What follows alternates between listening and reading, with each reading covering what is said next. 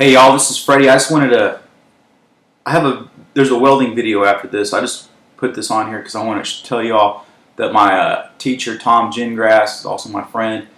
We're making videos for him, right? Because he's going to have a book coming out. And he's going to start making videos. Well, I'm going to help him, but it's going to be his stuff. And he's got a YouTube channel. I'm going to put a link right here. It's TJ Torch Art. And this video right here is kind of an example of the stuff we're going to put on his channel. So you might want to go check it out if you're interested in it. It's welding, but it's mainly art only, like art related, you know. Break a few rules, make a few beads, do stuff like that. If you want to check it out, you know, check it out here. But watch this video first, then go subscribe to him. Heat control is one of the most important things we can talk about with welding. Here we are with torch angle being critical, and notice that it's a little bit angled downward, blowing a hole in the upper sheet. Here we have torch aimed straight down, and look how resilient the material is before it actually blows a hole through. Here we are filling using the edge of the heat envelope to create a wave of molten material, and the welding rod's actually supporting the front lip of the weld. Make sure you burn it into the side. We're always reducing the size of the hole, shooting the heat through the hole, and then working with the edge of the heat. Here we are patting it, and then coming back over and just washing the area with the torch.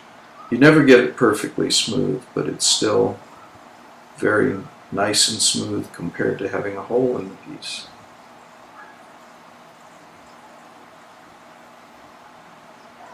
This will shrink down.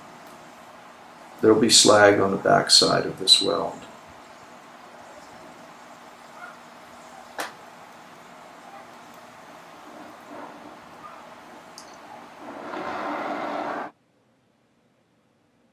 Torch angle again is critical.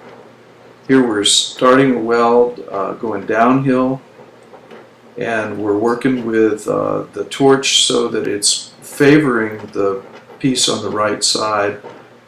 Here we are welding two rods that are the same thickness and holding the torch at an angle that is 5 degrees in direction of travel, but equal on both pieces so that the weld pool is the same width.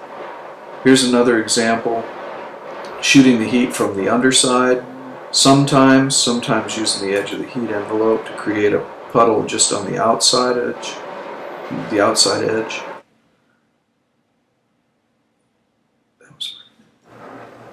Here we are welding over an area, a triangle of space, working where it's closest together first, and then welding similarly to fill in the hole, except we're freezing the rod in this particular place in order to add another piece to the end of it. This is a good trick, saves you some money in the long run. Outside edge of the heat envelope, back into the puddle, cut the rod loose, and then we're going back in to do some more fill work.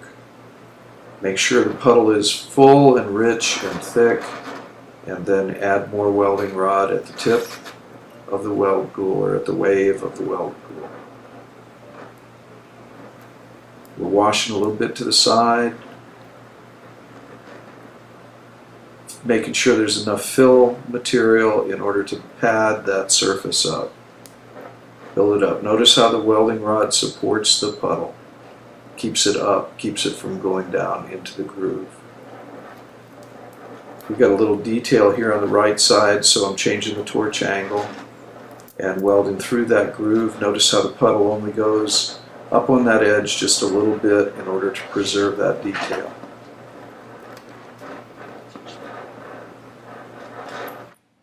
Okay, melting high to low is definitely a sculpting tool. Here we're going to use the upper edge as our thing that we're trying to detail, that we're trying to preserve, and we're going down into a groove with a very thin weld, trying to make sure that it's concave.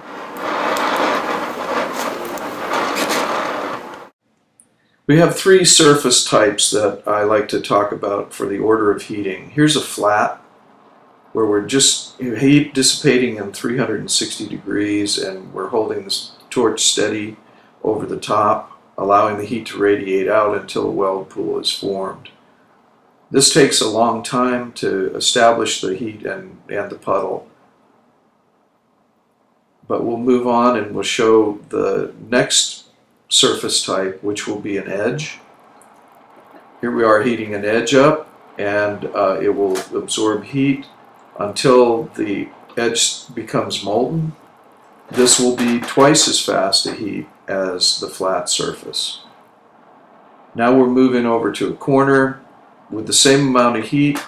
We have a corner that will heat up 1/4 as fast as the flat surface.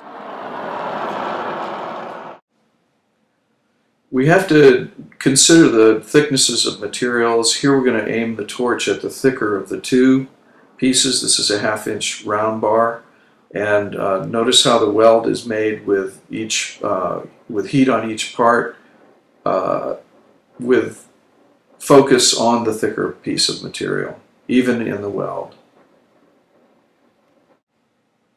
In order to make a successful weld, you have to get each part molten. This is a good close-up of, again, the thick bar being welded to the thin.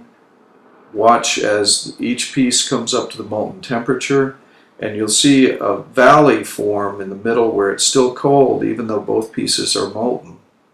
Now we go to the thicker piece and we shove some of the metal over with the tip of the cone right there.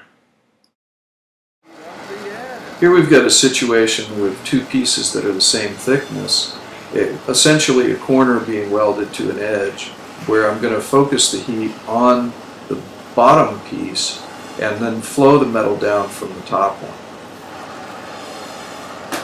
Here's the other end. We're making a tack, and the same situation except in the horizontal position, using a welding rod to fill the gap. Torch angle and torch manipulation go hand in hand. Here's a still of the shot we've seen before where the focus is on the edge of the thick round bar. Notice how it's getting molten. The other one will get molten by association. This one, we're laying a rod on top. It's going to get hot faster again because of the edge. And here we've got a weld pool where we're filling in through torch angle and welding rod application, but now we're welding an edge to an edge essentially, and both have to be the same.